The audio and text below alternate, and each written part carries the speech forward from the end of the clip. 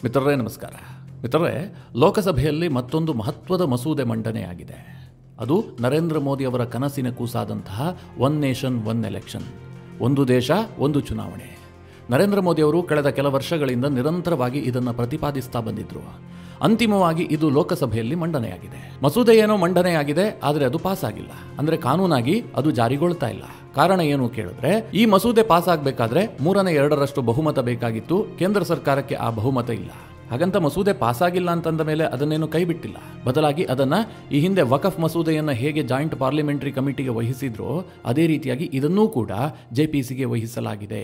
ಸಾಕಷ್ಟು ಬೆಳವಣಿಗೆಗಳಾಗಿದೆ. ಮಿತ್ರರೇ, ಈ ನಡುವೆ ಒಂದು ಪ್ರಶ್ನೆ ಉದ್ಭವಿಸಿದೆ. ಈಗೇನೋ ಜೆಪಿಸಿಗೆ ವಹಿಸಿದ್ದಾರೆ, ನಂತರ ಜೆಪಿಸಿಯಲ್ಲಿ ಚರ್ಚೆ ಆದ ಬಳಿಕ ಮತ್ತೆ ಲೋಕಸಭೆಯಲ್ಲಿ ಮಂಡನೆ ಆಗುತ್ತಲ್ಲ, ಆ ಸಂದರ್ಭದಲ್ಲಿ ನರೇಂದ್ರ ಮೋದಿ ಅವರು ಇದನ್ನ ಪಾಸ್ ಮಾಡೋದಕ್ಕೆ ಸಾಧ್ಯ ಇದೆಯಾ? ಅಂದ್ರೆ ಈ ಸರ್ಕಾರಕ್ಕೆ ಅದು ಸಾಧ್ಯ ಆಗತ್ತಾ? ಯಾಕೆ ಕೇಳಿದ್ರೆ, ಆಗ್ಲೂ ಸಹ ಇದಕ್ಕೆ 2/3 ಬಹುಮತ ಬೇಕು. ಹೀಗಿರುವಂತಹ ಸಂದರ್ಭದಲ್ಲಿ ಈ ಮಸೂದೆಯನ್ನ ಮಂಡಿಸಿದ್ಯಾಕೆ? ಇದರ ಹಿಂದಿನ ಸಾಧ್ಯತೆಗಳೇನು? ಮೋದಿ ಅವರು ಈ ಮಸೂದೆಯನ್ನ ಜಾರಿಗೆ ತರೋದಕ್ಕೆ ಸಾಧ್ಯ ಇದೆಯಾ? ಜಾರಿಗೆ ತಂದ್ರೆ ಏನೇನು ಲಾಭ ಆಗುತ್ತೆ? ವಿಪಕ್ಷಗಳು ಯಾಕೋಸ್ಕರವಾಗಿ ಇದನ್ನು ವಿರೋಧಿಸ್ತಾ ಇದ್ದಾವೆ? ಜೊತೆಗೆ ಈ ಒನ್ ನೇಷನ್ ಒನ್ ಎಲೆಕ್ಷನ್ ಅನ್ನುವಂತಹ ಕಾನ್ಸೆಪ್ಟ್ ಏನು? ಇದೆಲ್ಲದರ ಬಗ್ಗೆ ಡೀಟೇಲ್ ಆಗಿ ನಿಮಗೆ ಮಾಹಿತಿ ನೀಡುವಂತಹ ಪ್ರಯತ್ನ ಮಾಡ್ತೀನಿ.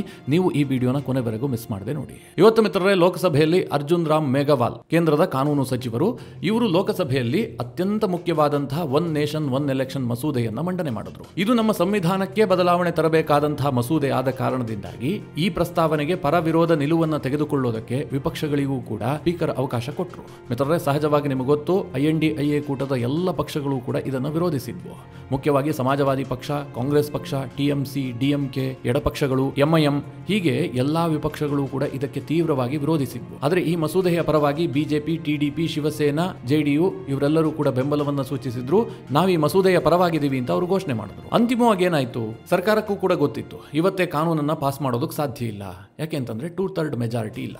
ನಿಮಗೆಲ್ಲ ಗೊತ್ತಿರುವ ಹಾಗೆ ನಮ್ಮ ಸಂವಿಧಾನ ಇದೆಯಲ್ಲ, ಆ ಸಂವಿಧಾನಕ್ಕೆ ಏನಾದರೂ ಬದಲಾವಣೆಯನ್ನ ತರಬೇಕು ಅಂತಂದ್ರೆ ಅದಕ್ಕೆ 2/3 ಬಹುಮತದೊಂದಿಗೆ ಅದು ಅನುಮೋದನೆಗೊಳ್ಳಬೇಕು. ಅಂದ್ರೆ ಲೋಕಸಭೆಯಲ್ಲಿ 543 ಜನ ಸಂಸದರಿದ್ರೆ ಆ ಪೈಕಿ 364 ಜನ ಸಂಸದರು ಅದರ ಪರವಾಗಿ ಮತ ಹಾಕಬೇಕು. 364 ಜನ ಮತ ಹಾಕಬೇಕು ಅಂತೇನಿಲ್ಲ. ಲೋಕಸಭೆಯಲ್ಲಿ ಎಷ್ಟು ಜನ ಹಾಜರಿರ್ತಾರೋ ಅದರಲ್ಲಿ 2/3 ಬಹುಮತ ಸಿಗಬೇಕಪ್ಪ. ಸಾಮಾನ್ಯವಾಗಿ ಇಂತಹ ಮಸೂದೆ ಮಂಡನೆ ಆಗುವಂತಹ ಸಂದರ್ಭದಲ್ಲಿ ವಿಪಕ್ಷದ ಎಲ್ಲ ಸದಸ್ಯರು ಹಾಜರಿರ್ತಾರೆ, ಆಡಳಿತ ಪಕ್ಷದ ಎಲ್ಲ ಸದಸ್ಯರು ಕೂಡ ಹಾಜರಿರ್ತಾರೆ. ಹೀಗಾಗಿ ಈ ಮಸೂದೆ ಪಾಸ್ ಆಗುವಂತಹದ್ದು ಕಷ್ಟ ಇತ್ತು. ಇದು ಕೇಂದ್ರ ಸರ್ಕಾರಕ್ಕೂ ಕೂಡ ಗೊತ್ತಿತ್ತು. ಹೀಗಾಗಿ ಕೇಂದ್ರ ಸರ್ಕಾರ ಆರಂಭದಲ್ಲೇ ಸಿದ್ಧತೆ ಮಾಡಿಕೊಂಡಿತ್ತು. ಮಸೂದೆಯನ್ನ ಮಂಡಿಸಿದ ತಕ್ಷಣ ಅದನ್ನ ಜೆಪಿಸಿಗೆ ವಹಿಸುವಂತಹದ್ದು. ಜೆಪಿಸಿ ಅಂತಂದ್ರೆ ಏನು ಅಂತ ನಿಮಗೆಲ್ಲ ವಿವರಿಸೋದು ಬೇಕಾಗಿಲ್ಲ. ಯಾಕೆಂದ್ರೆ ವಕಫ್ನ ಸಂದರ್ಭದಲ್ಲಿ ಅದರ ಬಗ್ಗೆ ತುಂಬಾ ಡೀಟೇಲ್ ಆಗಿ ಚರ್ಚೆ ಮಾಡಿದೀವಿ. ಜಾಯಿಂಟ್ ಪಾರ್ಲಿಮೆಂಟರಿ ಕಮಿಟಿ, ಆ ಜಾಯಿಂಟ್ ಪಾರ್ಲಿಮೆಂಟರಿ ಕಮಿಟಿಯಲ್ಲಿ ವಿಪಕ್ಷದ ಸದಸ್ಯರು ಇರ್ತಾರೆ, ಆಡಳಿತ ಪಕ್ಷದ ಸದಸ್ಯರು ಇರ್ತಾರೆ, ರಾಜ್ಯಸಭಾ ಸದಸ್ಯರು ಇರ್ತಾರೆ.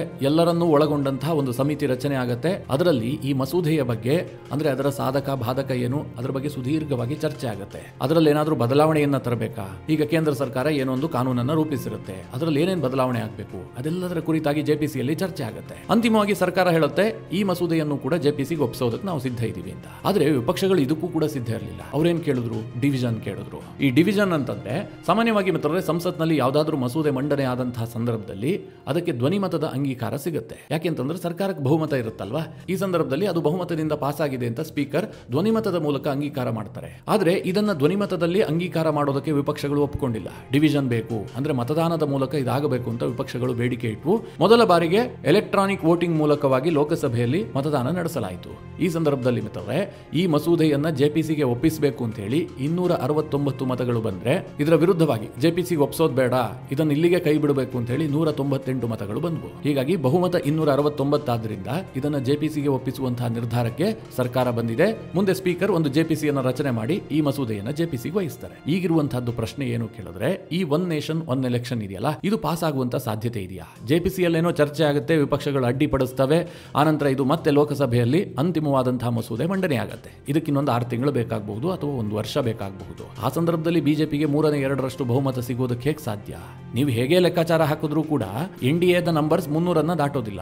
ಹೀಗಿರ್ಬೇಕಾದ್ರೆ 364 ಅಥವಾ 362 ಆಗೋದು ಹೇಗೆ? ಹೀಗೊಂದು ಪ್ರಶ್ನೆ ಬರ್ತಾ ಇದೆ ಅಲ್ವಾ? ಬಿಜೆಪಿಗೆ ಏನಾದ್ರು ಆಪ್ಷನ್ ಇದೆಯಾ ಕೇಳಿದ್ರೆ ಕೆಲವೊಂದಷ್ಟು ಆಪ್ಷನ್ ಆಪ್ಷನ್ಗಳಿದಾವೆ. ಏನು ಆಪ್ಷನ್ ಇಲ್ವೇ ಇಲ್ಲ ಅಂತ ಹೇಳೋದಕ್ಕೆ ಸಾಧ್ಯ ಇಲ್ಲ. ಮೊದಲನೇದಾಗಿ ಎಲ್ಲಾ ವಿಪಕ್ಷಗಳನ್ನ ಮನವೊಲಿಸುವಂತದ್ದು. ಅಂದ್ರೆ ಜೆಪಿಸಿಯಲ್ಲಿ ಚರ್ಚೆ ಮಾಡುವಂತಹ ಸಂದರ್ಭದಲ್ಲಿ ಅವರನ್ನ ವಿಶ್ವಾಸಕ್ಕೆ ತೆಗೆದುಕೊಂಡು ಕೆಲವೊಂದು ನಿಯಮಗಳನ್ನು ಬದಲಾಯಿಸಿ ಅವ್ರು ಹೇಳಿದ್ದೆಲ್ಲದಕ್ಕೂ ಕೂಡ ಅನುಮೋದನೆಯನ್ನ ಕೊಟ್ಟು, ಅಂದ್ರೆ ಅವ್ರು ಹೇಳಿದ್ದಕ್ಕೆಲ್ಲ ನಡು ಬಗ್ಗಿಸಿ ಎನ್ನುವ ಅರ್ಥದಲ್ಲಿ ಅಂತಿಮವಾಗಿ ವಿಪಕ್ಷಗಳ ಸಹಯೋಗದೊಂದಿಗೆ ಈ ಮಸೂದೆಯನ್ನ 3/2 ಬಹುಮತದೊಂದಿಗೆ ಪಾಸ್ ಮಾಡುವಂತದ್ದು. ಆದ್ರೆ ಈ ಸಾಧ್ಯತೆ ಇದೆಯಾ ಕೇಳಿದ್ರೆ ಡೌಟ್ ಅಂತ ಅನಿಸ್ತಾ ಇದೆ. ಯಾಕೆಂತಂದ್ರೆ ಇವತ್ತು ಲೋಕಸಭೆಯಲ್ಲಿ ಬಹುತೇಕ ಎಲ್ಲಾ ವಿಪಕ್ಷಗಳು ಕೂಡ ಖಂಡತುಂಡವಾಗಿ ಇದನ್ನು ವಿರೋಧಿಸಿದಾವೆ. ಅದು DMK ಇರಬಹುದು, SP ಇರಬಹುದು, TMC ಇರಬಹುದು, ಎಲ್ಲ ವಿಪಕ್ಷಗಳು. ಕಾಂಗ್ರೆಸ್ ಅಂತೂ ಬಿಡಿ, ಅವರನ್ನು ಕೇಳೋದೇ ಬೇಡ, ಅವರು ಸಹಜವಾಗಿ ಇದನ್ನು ವಿರೋಧಿಸ್ತಾರೆ. ಇನ್ನೇನು ನರೇಂದ್ರ ಮೋದಿ ಸರ್ಕಾರಕ್ಕೆ ಆಪ್ಷನ್ ಇದೆ ಕೇಳಿದ್ರೆ ವಿಪಕ್ಷಗಳನ್ನು ಒಡೆಯುವಂಥದ್ದು. ಮಿತ್ರರೇ, ಸಾಮಾನ್ಯವಾಗಿ ಇಂತಹ ಮಸೂದೆಗಳು ಪಾಸ್ ಮಾಡಬೇಕಾದ್ರೆ, ಅಂದ್ರೆ ಸಂವಿಧಾನಾತ್ಮಕ ತಿದ್ದುಪಡಿ ತರಬೇಕಾದ್ರೆ ವಿಪಕ್ಷಗಳನ್ನು ಒಡೆಯುವಂತಹ ಕೆಲಸಕ್ಕೆ ಆಡಳಿತ ಪಕ್ಷ ಮುಂದಾಗುತ್ತೆ. ಒಡೆಯೋದು ಅಂತಂದ್ರೆ ಈಗ TMCಯ 29 ಜನ ಸಂಸದರನ್ನು ಕರೆತಂದು ಬಿಜೆಪಿಗೆ ಸೇರಿಸಿಕೊಳ್ಳೋದು ಅಂತಲ್ಲ. ಯಾವಾಗ ಮಂಡನೆ ಆಗುತ್ತೋ ಮಸೂದೆ, ಉದಾಹರಣೆಗೆ 2025 ಜೂನ್ ತಿಂಗಳಿನಲ್ಲಿ ಈ ಮಸೂದೆ ಲೋಕಸಭೆಯಲ್ಲಿ ಪುನಃ ಮಂಡನೆ ಆಯಿತು ಅಂತ ಅಂದುಕೊಳ್ಳಿ. ಆ ದಿನ ನೇರವಾಗಿ TMC ಸಪೋರ್ಟ್ ಮಾಡೋದಿಲ್ಲ, ಅಥವಾ ನೇರವಾಗಿ SP ಸಮಾಜವಾದಿ ಪಕ್ಷ ಇದಕ್ಕೆ ಸಪೋರ್ಟ್ ಮಾಡೋದಿಲ್ಲ. ಅವ್ರೇನ್ ಮಾಡ್ತಾರೆ, ಇದನ್ನ ವಿರೋಧಿಸಿ ಗಲಾಟೆ ಎಬ್ಬಿಸಿ ಸದನದಿಂದ ಹೊರ ನಡೆದು ಬಿಡ್ತಾರೆ. ನಿಮ್ಗೆ ಅರ್ಥ ಆಗ್ತಾ ಇದೆ ಅಂತ ಭಾವಿಸಿದ್ದೀನಿ. ಈಗ SPಯ ಸಂಸದರು ಸಭಾತ್ಯಾಗ ಮಾಡಿದ್ರು ಅಂತಂದ್ರೆ ಲೋಕಸಭೆಯ ಸಂಖ್ಯೆಯೇ ಕಡಿಮೆ ಆಗತ್ತೆ. ಹೀಗೆ ವಿಪಕ್ಷದವರು ಹೆಚ್ಚಿನ ಸಂಖ್ಯೆಯಲ್ಲಿ ಸಭಾತ್ಯಾಗ ಮಾಡಿದ್ರೆ ಇಡೀ ಲೋಕಸಭೆಯ ಗಾತ್ರ ಕಡಿಮೆ ಆಗುತ್ತಲ್ಲ, ಆಗ ಬಿಜೆಪಿ ಸರ್ಕಾರಕ್ಕೆ 3/2 ಬಹುಮತ ಸಿಗುತ್ತೆ. ಇದು ಹೇಗೆ ಅಂತಂದ್ರೆ ಒಂದೇ ಕಲ್ನಲ್ಲಿ 2 ಹಕ್ಕಿ ಹೊಡೆಯುವಂತಹ ಪ್ರಯತ್ನ. ವಿಪಕ್ಷಗಳು ನೇರವಾಗಿ ಇದನ್ನ ಬೆಂಬಲಿಸಿದಂತೆ ಆಗಲ್ಲ. ಅವರು ನಂತರ ರಾಜಕಾರಣ ಮಾಡ್ಕೊಳ್ತಾರೆ. ನಾವು ಹೊರಹೋದಂತಹ ಸಂದರ್ಭದಲ್ಲಿ ಇದನ್ನ ಅಕ್ರಮವಾಗಿ ಪಾಸ್ ಮಾಡಿದ್ರು, ಇದು ಸಂವಿಧಾನ ವಿರೋಧಿ, ಅದನ್ನೆಲ್ಲ ಮುಂದೆ ಹೇಳ್ತಾರೆ. ಆದ್ರೆ ಮಸೂದೆ ಪಾಸ್ ಆಗಿರುತ್ತೆ. ಇದಕ್ಕೇನ್ ಮಾಡಬೇಕು, ವಿಪಕ್ಷಗಳ ಮನವೊಲಿಸಬೇಕು. ಅವರಿಗೆ ರಾಜಕೀಯವೂ ಆಗಬೇಕು, ಕೇಂದ್ರ ಸರ್ಕಾರದ ಕೆಲಸವೂ ಕೂಡ ಆಗಿರಬೇಕು. ಅಂದ್ರೆ ಸ್ವಾಮಿ ಕಾರ್ಯ ಸ್ವಕಾರ್ಯ, ಈ ರೀತಿಯಾದಂತಹ ಸಾಧ್ಯತೆಗಳು ಕೂಡ ಇದೆ. ಇನ್ನೊಂದು ಆಪ್ಷನ್ ಇರುವಂತಹದ್ದೇನು ಕೇಳಿದ್ರೆ, ಇಂತಹ ಮಸೂದೆಗಳು ಮಂಡನೆಯಾದಂತಹ ಸಂದರ್ಭದಲ್ಲಿ ಸಹಜವಾಗಿ ವಿಪಕ್ಷಗಳು ತೀವ್ರವಾಗಿ ವಿರೋಧ ವ್ಯಕ್ತಪಡಿಸ್ತವೆ. ಹೇಗೆ ಅಂತಂದ್ರೆ ಅವರು ಸದನದ ಬಾವಿಗಿಳಿದು ಹೋರಾಟ ಮಾಡ್ತಾರೆ, ವಿಪರೀತವಾಗಿ ವಾಗ್ದಾಳಿ ನಡೆಸ್ತಾರೆ.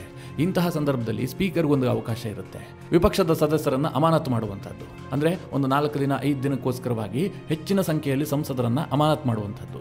ಯಾವಾಗ ಸಂಸದರು ಅಮಾನತಾಗ್ತಾರೋ ಅವರು ಸದನದ ಕಾರ್ಯಕಲಾಪಗಳಲ್ಲಿ ಭಾಗಿಯಾಗೋದಕ್ಕೆ ಸಾಧ್ಯ ಆಗೋದಿಲ್ಲ. ಆಗ ಲೋಕಸಭೆಯ ಗಾತ್ರ ಕುಸಿಯುತ್ತೆ. ಈ ಮಸೂದೆಯನ್ನ ಪಾಸ್ ಮಾಡಬಹುದು. ಆದ್ರೆ ಈ ಸಾಧ್ಯತೆಗಳು ಕೂಡ ತುಂಬಾ ಕಷ್ಟ ಇದೆ. ಯಾಕಂದ್ರೆ ಇದು ಜನಮಾನಸದಲ್ಲಿ ನೆಗೆಟಿವ್ ಆಗಿಬಿಡುತ್ತೆ. ಆ ಮೂಲಕವಾಗಿಯೂ ಕೂಡ ಈ ಮಸೂದೆಯನ್ನ ಇವರು ಪಾಸ್ ಮಾಡ್ಕೊಳ್ಬಹುದು.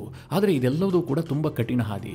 ಮೊದಲನೇದಾಗಿ ಲೋಕಸಭೆಯಲ್ಲಿ ಇದು ಪಾಸ್ ಆಗಬೇಕು, ಆನಂತರ ರಾಜ್ಯಸಭೆಯಲ್ಲಿ ಪಾಸ್ ಆಗಬೇಕು. ರಾಜ್ಯಸಭೆಯಲ್ಲೂ ಕೂಡ ಈಗಿನ NDA ಸರ್ಕಾರಕ್ಕೆ ಸರಿಸುಮಾರು 40ರಿಂದ 42 ಮತಗಳ ಕೊರತೆ ಉಂಟಾಗುತ್ತೆ. ರಾಜ್ಯಸಭೆಯಲ್ಲಾದರೂ ಬೇರೆ ಬೇರೆ ಪಕ್ಷದವರನ್ನು ವಿಶ್ವಾಸಕ್ಕೆ ತೆಗೆದುಕೊಂಡು ಇದನ್ನು ಪಾಸ್ ಮಾಡೋದಕ್ಕೆ ಸರ್ಕಾರ ಯತ್ನ ಮಾಡಬಹುದು. ಆದರೆ ಲೋಕಸಭೆಯ ಹಾದಿಯೇ ಅತ್ಯಂತ ಕಠಿಣವಾಗುತ್ತೆ. ಒಂದು ವೇಳೆ ಲೋಕಸಭೆ ಮತ್ತು ರಾಜ್ಯಸಭೆಯಲ್ಲಿ ಎರಡೂ ಕೂಡ ಪಾಸ್ ಆದರೆ ನಂತರ ರಾಜ್ಯಗಳಲ್ಲಿ ಇದು ಪಾಸ್ ಆಗಬೇಕು. ನಮ್ಮದು ಒಕ್ಕೂಟ ವ್ಯವಸ್ಥೆ, ಸಂವಿಧಾನಾತ್ಮಕ ತಿದ್ದುಪಡಿ ಆದಂತಹ ಸಂದರ್ಭದಲ್ಲಿ ಅಂತಹ ತಿದ್ದುಪಡಿಗಳನ್ನು ರಾಜ್ಯಗಳ ವಿಧಾನಸಭೆಯೂ ಕೂಡ ಮಂಡಿಸಿ ಅಂಗೀಕಾರ ಮಾಡಬೇಕು. ಅದೇನು NDA ಸರ್ಕಾರಕ್ಕೆ ಅಷ್ಟೊಂದು ಕಷ್ಟ ಆಗುವುದಿಲ್ಲ. ಯಾಕೆಂದ್ರೆ ಅವರ ಮೈತ್ರಿ ಸರ್ಕಾರ ದೇಶದಲ್ಲಿ 19 ಕಡೆ ಅಧಿಕಾರದಲ್ಲಿದೆ. ಇಂತಹ ಸಂದರ್ಭದಲ್ಲಿ ಅವರಿಗೆ 15 ರಾಜ್ಯದಲ್ಲಿ ಇದನ್ನು ಪಾಸ್ ಮಾಡೋದೇನು ಕಷ್ಟ ಆಗುವುದಿಲ್ಲ. ಆದ್ರೆ ಮಿತ್ರರೇ, ವಕಫ್ ಕಾನೂನಿಗೂ ಇದಕ್ಕೂ ಏನು ವ್ಯತ್ಯಾಸ ಕೇಳಿದ್ರೆ, ವಕಫ್ ಕಾನೂನು ಇದೆಯಲ್ಲ, ಇದು ಸಂವಿಧಾನಾತ್ಮಕ ಬದಲಾವಣೆ ಅಲ್ಲ. ನರೇಂದ್ರ ಮೋದಿ ಸರ್ಕಾರ ಯಾವಾಗ ಬೇಕಾದರೂ ಇದನ್ನು ಲೋಕಸಭೆಯಲ್ಲಿ ಪಾಸ್ ಮಾಡಿಬಿಡಬಹುದು. ತನ್ನ ಮಿತ್ರ ಪಕ್ಷಗಳು ಒಪ್ಪಿಕೊಂಡ್ರೆ ಸಾಕು. ಅದಕ್ಕೇನು ವಿಪಕ್ಷಗಳ ಒಪ್ಪಿಗೆ ಬೇಕು ಅಂತಿಲ್ಲ. ಗದ್ದಲ ಗಲಾಟೆ ಆಗಬಾರದು, ದೇಶದಲ್ಲಿ ಅಶಾಂತಿ ಸೃಷ್ಟಿ ಆಗಬಾರದು ಅನ್ನುವ ಕಾರಣಕ್ಕಾಗಿ JPCಗೆ ವಹಿಸಲಾಗಿದೆ. ಇಲ್ಲದೆ ಹೋದ್ರೆ ಅದನ್ನ ಅವತ್ತೇ ಪಾಸ್ ಮಾಡಿಬಿಡಬಹುದಿತ್ತು. ಆದರೆ ಇದು ಹಾಗಾಗೋದಿಲ್ಲ. One nation one election pass ಆಗಬೇಕು ಅಂತಂದ್ರೆ ಮಿತ್ರ ಪಕ್ಷದ ಸಹಾಯದ ಜೊತೆಗೆ ವಿಪಕ್ಷದ ಸಹಾಯವೂ ಕೂಡ ಬೇಕಾಗುತ್ತೆ. 3/2 ಬಹುಮತದ ಅವಶ್ಯಕತೆ ಬೇಕಾಗುತ್ತೆ. ಯಾಕೆ ಕೇಂದ್ರ ಸರ್ಕಾರ ಈಗ ಈ ಕಾನೂನನ್ನು ತಂದಿದೆ? ನರೇಂದ್ರ ಮೋದಿ ಅವರಿಗೆ ಗೊತ್ತಿರಲಿಲ್ವಾ 3/2 ಬಹುಮತ ಇಲ್ಲ ಅಂತ? ಮಿತ್ರರೇ, ಇದೊಂದು ದೊಡ್ಡ ಕಲ್ಪನೆ. ಇದರಿಂದ ಸಾಧಕವೂ ಇದೆ, ಬಾಧಕವೂ ಇದೆ. ಈ ಬಗ್ಗೆ ಸ್ವಲ್ಪ ಸಂಕ್ಷಿಪ್ತವಾಗಿ ನಿಮಗೆ ಹೇಳುವಂತಹ ಪ್ರಯತ್ನ ಮಾಡ್ತೀನಿ. ಯಾಕೆ ಈಗಲೇ ತಂದಿದ್ದಾರೆ ಕೇಳಿದ್ರೆ, 2029ಕ್ಕೆ ಮತ್ತೆ ಲೋಕಸಭಾ ಚುನಾವಣೆ ನಡೆಯುತ್ತೆ. ಆ ಸಂದರ್ಭದಲ್ಲೇ ಇಡೀ ದೇಶದಲ್ಲಿ ಎಲ್ಲಾ ರಾಜ್ಯಗಳ ವಿಧಾನಸಭೆ ನಡೆಸಬೇಕು ಅನ್ನುವಂಥದ್ದು ಒಂದು ಉದ್ದೇಶ. ಎರಡನೇದಾಗಿ ಡಿಲಿಮಿಟೇಷನ್ ಆಗುತ್ತೆ. ಜನಸಂಖ್ಯೆಗೆ ಆಧಾರದಲ್ಲಿ ವಿಧಾನಸಭೆಯ ಗಾತ್ರವೂ ಚೇಂಜ್ ಆಗುತ್ತೆ, ಲೋಕಸಭೆಯ ಗಾತ್ರವೂ ಕೂಡ ಚೇಂಜ್ ಆಗುತ್ತೆ. ಈ ಸಂದರ್ಭದಲ್ಲಿ ಈ ಕಾನೂನನ್ನು ತಂದ್ರೆ ಹೆಚ್ಚು ಪ್ರಸ್ತುತ ಅಂತ ನರೇಂದ್ರ ಮೋದಿ ಅವರಿಗೆ ಅನಿಸ್ತಾ ಇದೆ. ಇದಕ್ಕಿಂತ ಮಿಗಿಲಾಗಿ 2029ಕ್ಕೆ ಚುನಾವಣೆ ನಡೆಸಬೇಕು ಅಂತಂದ್ರೆ ಈಗಲೇ ಈ ಕಾನೂನನ್ನು ಪಾಸ್ ಮಾಡಬೇಕು. ಅಂದ್ರೆ ಇನ್ನೊಂದು ವರ್ಷದ ಅವಧಿಯಲ್ಲಿ ನೀವು 28ರಲ್ಲಿ ಈ ಕಾನೂನನ್ನು ತಂದು ಪಾಸ್ ಮಾಡಿ ಲೋಕಸಭೆ ಚುನಾವಣೆ ಜೊತೆಗೆ ರಾಜ್ಯಗಳ ವಿಧಾನಸಭಾ ಚುನಾವಣೆಯನ್ನು ನಡೆಸೋದಕ್ಕೆ ಸಾಧ್ಯ ಇಲ್ಲ. ಯಾಕೆ ಅಂತಂದ್ರೆ ನಮ್ಮಲ್ಲಿ ಅಷ್ಟೊಂದು ಮೂಲಭೂತ ಸೌಕರ್ಯ ಇಲ್ಲ. EVMಗಳ ಸಂಖ್ಯೆಯನ್ನು ಜಾಸ್ತಿ ಮಾಡ್ಕೊಳ್ಬೇಕು, ಚುನಾವಣೆಯನ್ನು ನಡೆಸುವಂಥ ಸಾಮರ್ಥ್ಯವನ್ನು ಜಾಸ್ತಿ ಮಾಡ್ಕೊಳ್ಬೇಕು, ಎಲೆಕ್ಷನ್ ಕಮಿಷನ್ಗೆ ಸಾಕಷ್ಟು ಟೈಮ್ ಬೇಕಾಗುತ್ತೆ. ಹೀಗಾಗಿ ಈ ಕಾನೂನನ್ನು ಆದಷ್ಟು ಶೀಘ್ರವಾಗಿ ಇನ್ನೊಂದು ವರ್ಷದ ಅವಧಿಯಲ್ಲೇ ಪಾಸ್ ಮಾಡಿ ಅದಕ್ಕೆ ಸಿದ್ಧತೆಗಳನ್ನು ಆರಂಭಿಸಬೇಕಾದಂತಹ ಅನಿವಾರ್ಯತೆ ಇದೆ. ಇದಕ್ಕೋಸ್ಕರವಾಗಿ ಈಗಲೇ ಈ ಕಾನೂನನ್ನು ಮಂಡಿಸಿರುವಂತಹದ್ದು. ಜೊತೆಗೆ ಈ ಕಾನೂನು ಜಾರಿಯಾಗೋದ್ರಿಂದ ಇದರಿಂದ ದೇಶಕ್ಕೆ ಏನು ಲಾಭ ನೋಡೋದಾದ್ರೆ ಮೊದಲನೇದಾಗಿ ಚುನಾವಣೆಗೆ ಆಗುವಂತಹ ವ್ಯರ್ಥ ಖರ್ಚುಗಳು ನಿಲ್ಲುತ್ತೆ. ಈಗ ವಿಧಾನಸಭೆಗೆ ಒಂದ್ಸಲ ಖರ್ಚು ಮಾಡ್ತಾರೆ, ಲೋಕಸಭೆಗೆ ಒಂದ್ಸಲ ಖರ್ಚು ಮಾಡ್ತಾರೆ, ಇದೆಲ್ಲ ನಿಂತು ಹೋಗುತ್ತೆ. ಸಪರೇಟ್ ಆಗಿ ಅದಕ್ಕೆ ತಯಾರಿ ಮಾಡುವಂತಹದ್ದು ಉಳಿಯುತ್ತೆ. ಎರಡನೇದಾಗಿ ಈ ದೇಶದಲ್ಲಿ ಪ್ರತಿ 6 ತಿಂಗಳಿಗೊಮ್ಮೆ ಯಾವುದಾದ್ರೂ ಒಂದು ರಾಜ್ಯದಲ್ಲಿ ಚುನಾವಣೆ ಬರುತ್ತೆ. ಇದಕ್ಕೋಸ್ಕರವಾಗಿ ಇಡೀ ಆಡಳಿತ ಯಂತ್ರ ಅಲ್ಲಿಗೆ ಹೋಗುತ್ತೆ. ಈಗ ಪ್ರಧಾನಿ ನರೇಂದ್ರ ಮೋದಿ ಅವರು ಬಂದು ಪ್ರಚಾರ ಮಾಡ್ತಾರೆ, ಕೇಂದ್ರ ಸಂಪುಟದ ಸಚಿವರು ಕೂಡ ಬರ್ತಾರೆ, ವಿಪಕ್ಷಗಳು ಕೂಡ ಅಲ್ಲಿ ಇನ್ವಾಲ್ವ್ ಆಗಿರ್ತವೆ. ಇದರಿಂದಾಗಿ ದೇಶದ ಅಭಿವೃದ್ಧಿ ಕುಂಠಿತವಾಗುತ್ತೆ. ಇನ್ನೊಂದೇನು ಕೇಳಿದ್ರೆ, ಈಗ ರಾಜ್ಯದಲ್ಲಿ ವಿಧಾನಸಭೆ ಚುನಾವಣೆ ಇದೆ ಅಂತ ಅಂದುಕೊಳ್ಳಿ. ಉದಾಹರಣೆಗೆ ಮಹಾರಾಷ್ಟ್ರದ ಚುನಾವಣೆ ಇತ್ತಪ್ಪ. ಕೇಂದ್ರ ಸರ್ಕಾರ ಯಾವುದೋ ಮಹತ್ವದ ಕಾನೂನನ್ನು ತರೋದಕ್ಕೆ ಹಿಂದೇಟ್ ಹಾಕುತ್ತೆ. ಯಾಕೆಂದ್ರೆ ಅದು ರಾಜ್ಯದ ಚುನಾವಣೆ ಮೇಲೆ ಪ್ರಭಾವ ಬೀರುತ್ತೆ ಅಂತ. ಒಂದು ನೀತಿ ಸಂಹಿತೆ ಎಫೆಕ್ಟ್ ಇರುತ್ತೆ. ಆ ಸಂದರ್ಭದಲ್ಲಿ ಹೊಸ ಹೊಸ ಯೋಜನೆಯನ್ನು ಘೋಷಿಸೋದಕ್ಕೆ ಸಾಧ್ಯ ಆಗೋದಿಲ್ಲ. ಎರಡನೆಯದಾಗಿ ವಿಧಾನಸಭೆ ಚುನಾವಣೆ ಇದೆ ಅನ್ನುವ ಕಾರಣಕ್ಕಾಗಿ ಕೇಂದ್ರ ಸರ್ಕಾರ ಹೊಸ ಕಾನೂನನ್ನು ತರೋದಕ್ಕೆ ಸಾಧ್ಯ ಇಲ್ಲ. ಅಥವಾ ಇನ್ಯಾವುದೋ ರಾಜ್ಯದಲ್ಲಿ ಏನೋ ಗಂಭೀರ ಸ್ವರೂಪದ ಕಾನೂನನ್ನು ಜಾರಿಗೊಳಿಸೋದಕ್ಕೆ ಸಾಧ್ಯ ಆಗೋದಿಲ್ಲ. ಅದು ಇನ್ನೊಂದು ರಾಜ್ಯದ ಮೇಲೆ ಪರಿಣಾಮ ಬೀರುತ್ತೆ ಅಂತಾಗ್ಲಿ, ಅದು ರಾಜ್ಯದ ಚುನಾವಣೆ ಮೇಲೆ ಪರಿಣಾಮ ಬೀರುತ್ತೆ ಎನ್ನುವ ಕಾರಣಕ್ಕಾಗಿ ಕೇಂದ್ರ ಸರ್ಕಾರ ಕೂಡ ಹಿಂದೇಟ್ ಹಾಕುತ್ತೆ. ಹೀಗಾಗಿ ಇದು ಅಭಿವೃದ್ಧಿಗೆ ಮಾರಕ ಆಗುತ್ತೆ. ಒಮ್ಮೆಗೆ ಚುನಾವಣೆ ನಡೆದ್ರೆ ಇಂತಹದ್ದು ಯಾವುದೋ ಸಮಸ್ಯೆಗಳಿರೋದಿಲ್ಲ. 5 ವರ್ಷಕ್ಕೊಮ್ಮೆ 6 ತಿಂಗಳ ಕಾಲ ಚುನಾವಣೆ ನಡೆಸುವಂತದ್ದು. ಮೊದಲಿಗೆ ಲೋಕಸಭೆ ಮತ್ತು ರಾಜ್ಯಗಳ ವಿಧಾನಸಭಾ ಚುನಾವಣೆ 100 ದಿನದ ಅವಧಿಯಲ್ಲಿ ನಡೆಯುತ್ತೆ. ಅದಾದ ನಂತರ ಈ ದೇಶದಲ್ಲಿರುವಂತಹ ಸ್ಥಳೀಯ ಸಂಸ್ಥೆಗಳ ಚುನಾವಣೆ ನಡೆಯುತ್ತೆ. ನಗರ ಪಾಲಿಕೆ ಚುನಾವಣೆ ಇರಬಹುದು, ಪಂಚಾಯಿತಿ ಚುನಾವಣೆ ಇರಬಹುದು, ತಾಲೂಕ್ ಪಂಚಾಯಿತಿ, ಜಿಲ್ಲಾ ಪಂಚಾಯಿತಿ, ಈ ಎಲ್ಲ ಚುನಾವಣೆಗಳು ಕೂಡ ಜನರಲ್ ಎಲೆಕ್ಷನ್ ನಡೆದಂತಹ 100 ದಿನದ ಒಳಗಾಗಿ ಇಡೀ ದೇಶದಲ್ಲಿ ನಡೆಯುತ್ತೆ. ಒಮ್ಮೆಗೆ ಚುನಾವಣಾ ಪ್ರಕ್ರಿಯೆ ಮುಗಿದು ಹೋಗುತ್ತೆ. ಇದರಿಂದಾಗಿ ಪದೇ ಪದೇ ಕೇಂದ್ರ ಸರ್ಕಾರದ ಟೈಮು ಹಾಳಾಗೋದಿಲ್ಲ, ರಾಜ್ಯ ಸರ್ಕಾರದ ಟೈಮ್ ಕೂಡ ಹಾಳಾಗೋದಿಲ್ಲ, ನೀತಿ ಸಂಹಿತೆಯ ಅಡೆತಡೆಗಳು ಕೂಡ ಇರೋದಿಲ್ಲ. ಇದು ಕೇಂದ್ರ ಸರ್ಕಾರದ ಉದ್ದೇಶ, ಪ್ರಗತಿಗೆ ಅನುಕೂಲ. ಇದಕ್ಕೆ ವಿಪಕ್ಷಗಳು ಯಾಕೆ ವಿರೋಧ ಮಾಡ್ತಾ ಇದ್ದಾವೆ? ಯಾವಾಗ ಚುನಾವಣೆ ಆದ್ರೂ ಒಂದೇ ರೀತಿಯಾಗಲ್ವಾ? ವಿಪಕ್ಷಗಳಿಗೆ ಏನ್ ತೊಂದರೆ ಆಗುತ್ತೆ ಕೇಳಿದ್ರೆ, ವಿಪಕ್ಷಗಳು ಹೇಳ್ತಾ ಇರುವಂತದ್ದು ಇದು ಸಂವಿಧಾನದ ಮೂಲ ಸ್ವರೂಪಕ್ಕೆ ಬದಲಾವಣೆ ತರಬೇಕಾಗುತ್ತೆ, ಇದು ಸಂವಿಧಾನಕ್ಕೆ ಧಕ್ಕೆ ಆಗುತ್ತೆ ಅಂತ. ಮಿತ್ರರೇ, ಇದು ಮೇಲ್ನೋಟಕ್ಕಷ್ಟೇ. ಆದ್ರೆ ಅವರ ಉದ್ದೇಶ ಇರೋದೇನು ಗೊತ್ತಾ? ಈಗ ಕೇಂದ್ರದ ಚುನಾವಣೆ ಜೊತೆಗೆ ರಾಜ್ಯಗಳ ವಿಧಾನಸಭಾ ಚುನಾವಣೆ ನಡೆದಿದ್ದೇ ಆದ್ರೆ ಪ್ರಾದೇಶಿಕತೆಗೆ ಹೆಚ್ಚು ಒತ್ತು ಸಿಗೋದಿಲ್ಲ. ಅಂದ್ರೆ ನರೇಂದ್ರ ಮೋದಿ ನೇತೃತ್ವದಲ್ಲಿ ಚುನಾವಣೆ ನಡೀತಿರುತ್ತಪ್ಪ.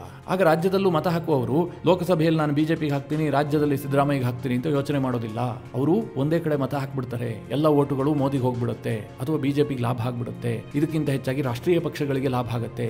ರಾಜ್ಯಗಳಲ್ಲಿರುವಂತಹ ಸ್ಥಳೀಯ ಪಕ್ಷಗಳಿಗೆ, ಪ್ರಾದೇಶಿಕ ಪಕ್ಷಗಳಿಗೆ ಬಹಳ ಹಿನ್ನಡೆ ಆಗುತ್ತೆ. ಕೇಂದ್ರದ ವಿಚಾರಗಳು ಅಂದ್ರೆ ರಾಷ್ಟ್ರೀಯ ವಿಚಾರಗಳ ಮೇಲೆ ಚುನಾವಣೆ ನಡೆಯುತ್ತೆ, ಸ್ಥಳೀಯ ವಿಚಾರಗಳಿಗೆ ಹೆಚ್ಚಿನ ಪ್ರಾಧಾನ್ಯತೆ ಸಿಗೋದಿಲ್ಲ. ಹೀಗೆಲ್ಲ ಇವರು ಆರೋಪ ಮಾಡ್ತಾ ಇದ್ದಾರೆ. ಈ ಆತಂಕಗಳು ಪ್ರಾದೇಶಿಕ ಪಕ್ಷಗಳಿಗೂ ಕೂಡ ಇದೆ, ವಿಪಕ್ಷಗಳಿಗಿದೆ. ಹೀಗಾಗಿ ಅವರು ಇದಕ್ಕೆ ವಿರೋಧ ವ್ಯಕ್ತಪಡಿಸ್ತಾ ಇದ್ದಾರೆ. ಇನ್ನೊಂದು ವಿರೋಧ ಏನು ಕೇಳಿದ್ರೆ, ಈ ಪಂಚಾಯಿತಿ ಚುನಾವಣೆಗಳೆಲ್ಲವೂ ಕೂಡ ರಾಜ್ಯಗಳ ಸಬ್ಜೆಕ್ಟ್, ಅದನ್ನು ನಡೆಸುವಂತಹದ್ದು ರಾಜ್ಯಗಳು. ಇದರಲ್ಲಿ ಕೇಂದ್ರ ಸರ್ಕಾರ ಯಾಕೆ ಮೂಗು ತೋರಿಸಬೇಕು? ಕೇಂದ್ರ ಆ ಅಧಿಕಾರವನ್ನ ರಾಜ್ಯದಿಂದ ಕಿತ್ತುಕೊಳ್ತಾ ಇದೆ, ಇದು ಫೆಡರಲ್ ಸಿಸ್ಟಮ್ಗೆ ಧಕ್ಕೆ ಆಗುತ್ತೆ. ಹೀಗೊಂದು ಆರೋಪವನ್ನ ಕೂಡ ಮಾಡ್ತಾ ಇದ್ದಾರೆ. ಒಟ್ಟಿನಲ್ಲಿ ಒನ್ ನೇಷನ್ ಒನ್ ಎಲೆಕ್ಷನ್ ಅನ್ನುವಂತಹ ಕಾನ್ಸೆಪ್ಟ್ ಇದೆಯಲ್ಲ, ತುಂಬಾ ಅದ್ಭುತವಾದಂತಹ ಕಾನ್ಸೆಪ್ಟ್. ಈ ದೇಶದ ಪ್ರಗತಿಗೆ ಅಂದ್ರೆ ಇವತ್ತಿನ ಈ ಸ್ಥಿತಿಯಲ್ಲಿ ನಿಂತ್ಕೊಂಡು ನೋಡಿದ್ರೆ ಇದು ತುಂಬಾ ಅನಿವಾರ್ಯವಾಗಿದೆ. ಯಾಕೆಂದ್ರೆ ಪ್ರತಿ 6 ತಿಂಗಳಿಗೆ 3 ತಿಂಗಳಿಗೆ ಚುನಾವಣೆ, ಪರ ವಿರೋಧ ಚರ್ಚೆಗಳು, ಅಭಿವೃದ್ಧಿಯ ಬಗ್ಗೆ ಯಾರೂ ಚರ್ಚೆ ಮಾಡೋದಿಲ್ಲ. ಲೋಕಸಭೆ ರಾಜ್ಯಸಭೆ ಕಲಾಪಗಳನ್ನು ನೋಡಿ. ಹೀಗಾಗಿ ಒನ್ ನೇಷನ್ ಒನ್ ಎಲೆಕ್ಷನ್ ಜಾರಿಗೆ ಬಂದಿದ್ದೆ ಆದ್ರೆ ದೇಶದ ಅಭಿವೃದ್ಧಿಗೆ ಪೂರಕವಾಗುತ್ತೆ. ಆದ್ರೆ ಇದರಿಂದ ದೊಡ್ಡ ಸಮಸ್ಯೆ ಏನಾಗುತ್ತೆ ಗೊತ್ತಾ? ರಾಹುಲ್ ಗಾಂಧಿ ಅಂತವರು ನಿರುದ್ಯೋಗಿಗಳಾಗ್ತಾರೆ. ಯಾಕಂದ್ರೆ ಒಮ್ಮೆ ಇಡೀ ದೇಶದಲ್ಲಿ ಚುನಾವಣೆ ಆದ್ರೆ ರಾಹುಲ್ ಗಾಂಧಿಗೆ ಮತ್ತೇನು ಕೆಲಸ? ಈಗಾದ್ರೂ ಮಹಾರಾಷ್ಟ್ರ ಚುನಾವಣೆ ಇತ್ತು, ಇಷ್ಟು ದಿನ ಓಡಾಡಿದ್ರು. ಇನ್ನು ದೆಹಲಿ ಚುನಾವಣೆ ಇದೆ, ಅದಕ್ಕೆ ಓಡಾಡ್ತಾರೆ. ಅದಾಗ್ತಿದ್ದ ಹಾಗೆ ಬಿಹಾರದಲ್ಲಿ ಚುನಾವಣೆ ಬರುತ್ತೆ, ಅದಕ್ಕೆ ಓಡಾಡ್ತಾರೆ. ಯಾವ್ದಾದ್ರು ಒಂದು ಚುನಾವಣೆಯನ್ನ ಕಾಂಗ್ರೆಸ್ ಗೆದ್ದಿದೆ ಆದ್ರೆ ನರೇಂದ್ರ ಮೋದಿ ಅವರ ವಿರುದ್ಧದ ಜನಾದೇಶ, ನರೇಂದ್ರ ಮೋದಿ ಅವರಿಗೆ ಬಹುಮತ ಹೋಗ್ಬಿಟ್ಟಿದೆ, ಹೀಗೊಂದು ನರೇಟಿವ್ ಬಿಲ್ಡ್ ಮಾಡುವಂತ ಕೆಲಸವನ್ನ ಮಾಡ್ತಾ ಇದ್ರು. ಆದ್ರೆ ಒನ್ ನೇಷನ್ ಒನ್ ಎಲೆಕ್ಷನ್ ಜಾರಿಗೆ ಬಂದ್ರೆ ಇದು ಯಾವುದಕ್ಕೂ ಅವಕಾಶ ಇರೋದಿಲ್ಲ. ರಾಹುಲ್ ಗಾಂಧಿ ಅಂತಹ ನಾಯಕರು ಅಕ್ಷರಶಃ ನಿರುದ್ಯೋಗಿಗಳಾಗ್ತಾರೆ. ಈ ಆತಂಕದಲ್ಲೇ ವಿಪಕ್ಷಗಳು ಇದಕ್ಕೆ ತೀವ್ರವಾಗಿ ವಿರೋಧ ವ್ಯಕ್ತಪಡಿಸ್ತಾ ಇದ್ದಾವೆ. ಮಿತ್ರರೇ, ನಿಮ್ಗೇನು ಅನ್ಸುತ್ತೆ? ನರೇಂದ್ರ ಮೋದಿ ಸರ್ಕಾರ ಈ ಒನ್ ನೇಷನ್ ಒನ್ ಎಲೆಕ್ಷನ್ ಕಾನೂನನ್ನ ಲೋಕಸಭೆ ಮತ್ತು ರಾಜ್ಯಸಭೆಯಲ್ಲಿ 3/2 ಬಹುಮತದೊಂದಿಗೆ ಪಾಸ್ ಮಾಡೋದಕ್ಕೆ ಸಾಧ್ಯ ಆಗುತ್ತಾ? ನಿಮ್ಮ ಅನಿಸಿಕೆ ಅಭಿಪ್ರಾಯವನ್ನು ಕಮೆಂಟ್ ಮಾಡುವ ಮೂಲಕ ನಮಗೆ ತಿಳಿಸಿ. ಹಾಗೆ ನಿಮಗೆ ಈ ವಿಡಿಯೋ ಇಷ್ಟವಾದರೆ ಲೈಕ್ ಮಾಡಿ. ಜೊತೆಗೆ ನೀವಿನ್ನೂ ನಿಮ್ಮ ನೆಚ್ಚಿನ ಸಂಸ್ಕಾರ ಸೌರಭ ಯೂಟ್ಯೂಬ್ ಚಾನಲ್ನ ಸಬ್ಸ್ಕ್ರೈಬ್ ಮಾಡಿಲ್ಲ ಅಂತಾದರೆ ಈ ಕೂಡಲೇ ಸಬ್ಸ್ಕ್ರೈಬ್ ಮಾಡಿ. ಮುಂದಿನ ಎಲ್ಲ ಅಪ್ಡೇಟ್ಗಳ ನೋಟಿಫಿಕೇಷನ್ಗಾಗಿ ಬೆಲ್ ಐಕಾನ್ ಒತ್ತಿ.